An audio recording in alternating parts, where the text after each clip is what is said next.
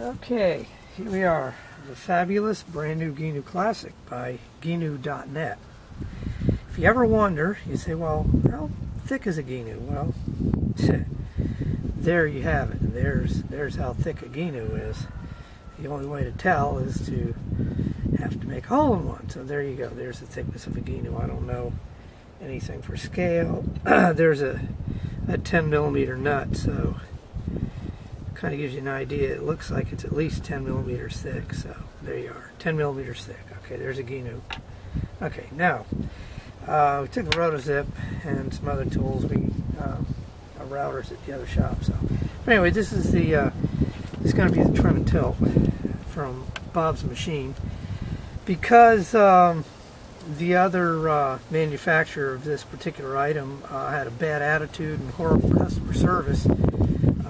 And Bob's, when you call them, they're just awesome to deal with, and they answer their phone calls and return their calls, as opposed to the other people who apparently have, you know, they have enough business and, you know, they don't care about being rude to customers. Anyway, so, and here's a little piece of, whoops, I gotta get this stuff down where you can see it, a little piece of C-deck. Put the pump down where you can see it too. Okay, there's the pump. And it's gonna get a little piece of C-deck on it, little scraps that I picked up along the way. I'm going to peel and stick that on the bottom of the reservoir, and the deck here that Sam put on, and a hatch on the deck.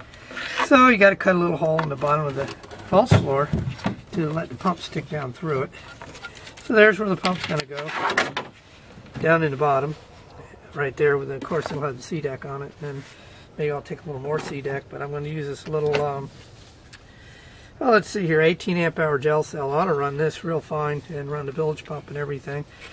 And that'll get nestled right next to the pump right there, and everything will get secured with some sort of a bracket or strap or whatever. And then, of course, you got the hoses that'll need to be flushed, and they'll hook on the pump in these two locations here. And the switch will probably be on a dongle up somewhere where I can run it until I get some sort of a switch box established. So that's kind of a rough view of how I haven't even had this down. I didn't do a trial shot on this to see.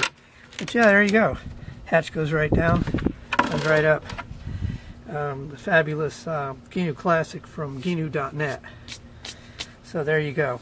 That's going to be the trim and tilt pump and how it mounts in a Classic.